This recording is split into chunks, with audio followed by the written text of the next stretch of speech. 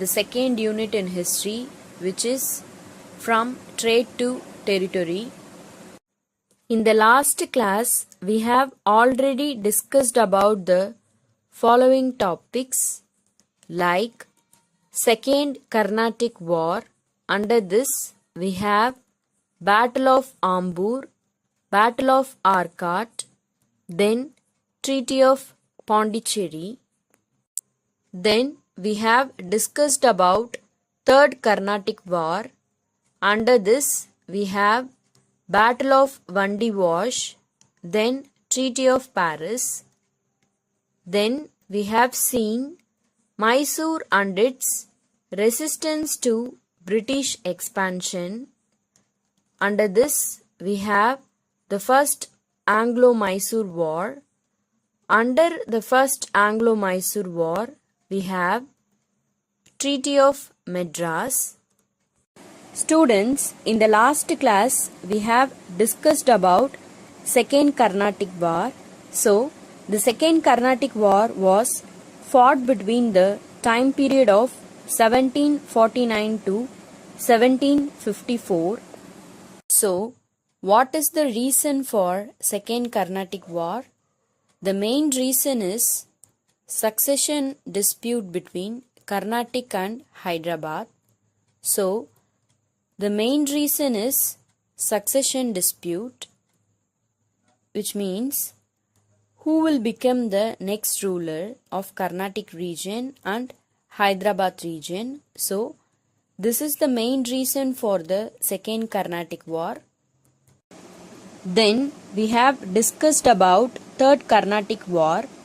So, the Third Carnatic War was fought between the time period of 1756 to 1763.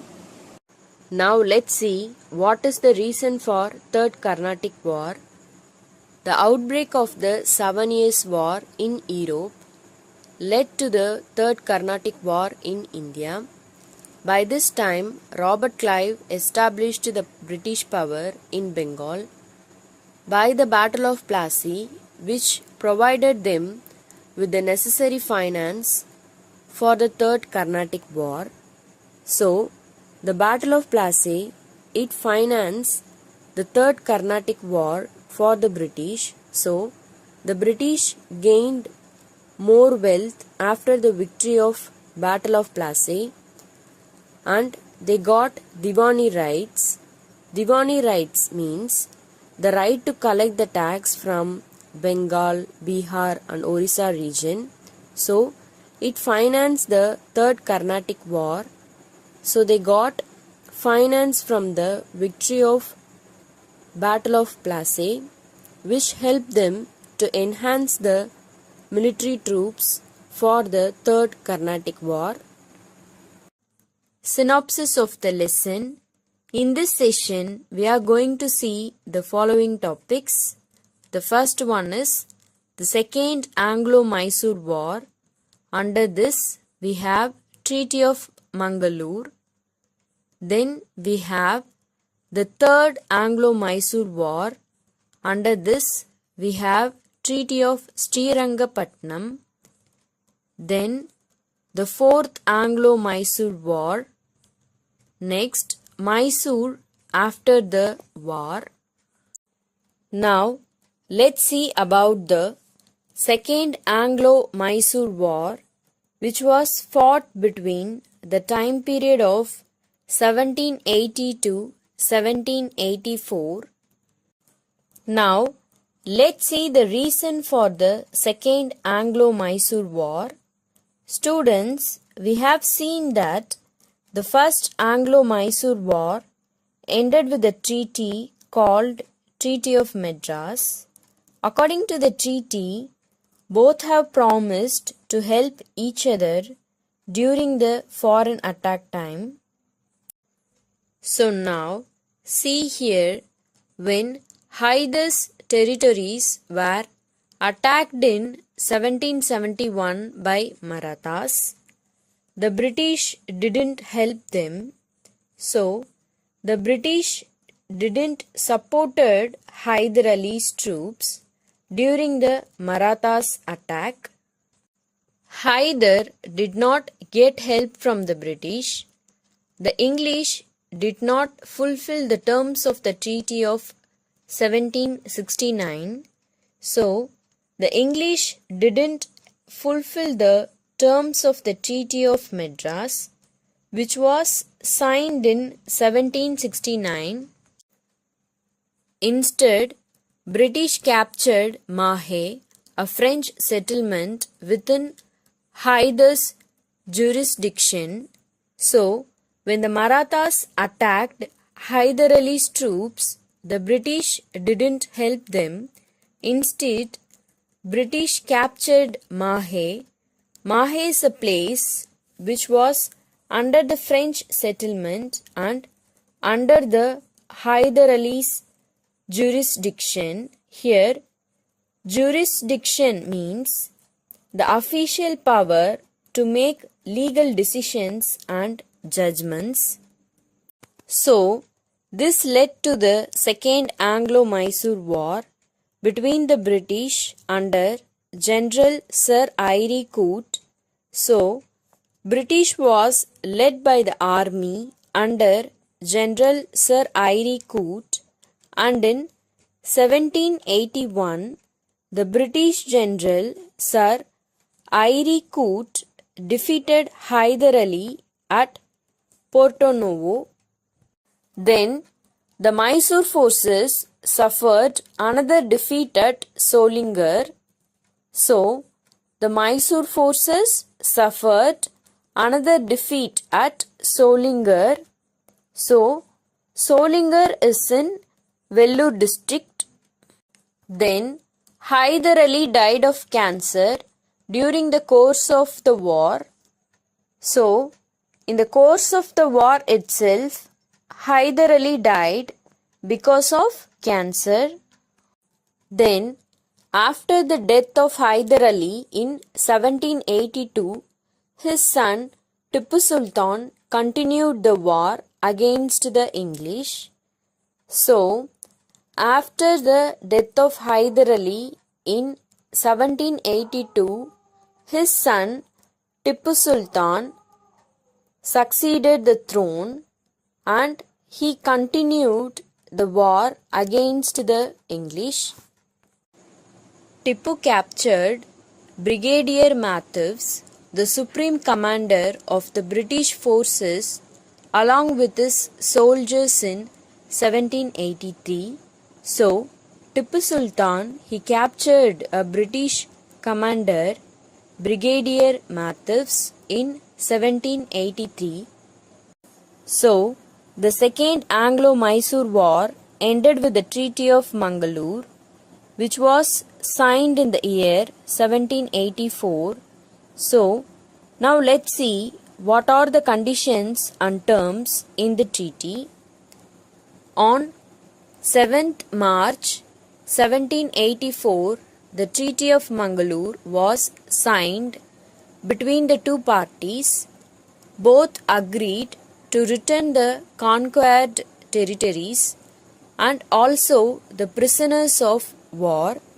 So, according to the treaty, both the parties, that is, the British as well as Tipu Sultan's troops, they agreed to return their captured places and also captured prisoners of the war.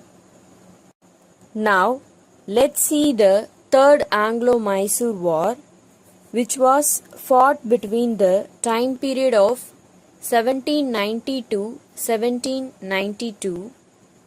First, we have to know what are the reasons which led to the Third Anglo-Mysore War. The causes for the Third Anglo-Mysore War are: Tipu was trying to seek alliance of foreign powers against the English, and for that purpose he had sent his ambassadors to France and Turkey. So, Tipu was trying to seek alliance means he was trying to ask help from the foreign nations such as France and Turkey. For that purpose, he has sent ambassadors. Here, ambassadors means messengers to their countries. The second reason is Tipu attacked on Travancore in 1789, whose ruler was an ally of the British. So, Tipu attacked on Travancore in 1789, whose ruler was the friend of the British. Here, ally means friend. So, these two reasons led to the Third Anglo-Mysore War. The English, the Nizam and the Marathas entered into a triple alliance against Mysore. So, the English, the Nizam and the Marathas entered into a triple alliance against Mysore, which means they formed a group against the Mysore. Then Tipu fought alone, which continued for 2 years. The attack of the English under General Matthews failed. So, the first attack of the English under General Matthews failed. Therefore, in December 1790, Cornwallis himself took the command of the army. So, after the failure of the General Matthews, Cornwallis he took the command of the army against Tipu Sultan. Then Cornwallis captured all the hill forts which obstructed his advance towards Srirangapatnam and reached near its outer wall. So, Cornwallis captured all the hill forts surrounding Srirangapatnam. Then Cornwallis reached Srirangapatnam outer wall. Tipu felt desperate and opened negotiations with the English. Cornwallis agreed and the Treaty of Srirangapatnam was concluded in 1792. So, after the attack of Cornwallis, Tipu Sultan he opened up some negotiation, and that is called the Treaty of Srirangapatnam, which was signed between Lord Cornwallis and Tipu Sultan in the year 1792. Now, let's see the terms and conditions in the Treaty of Srirangapatnam of 1792. According to the Treaty of Srirangapatnam, Tipu surrendered half of his kingdom to the Allies. So, Tipu surrendered half of his kingdom to the British, and Tipu agreed to pay 3.6 crore of rupees to the English as war indemnity, that is fine, and surrendered 2 of his sons as hostages to the English.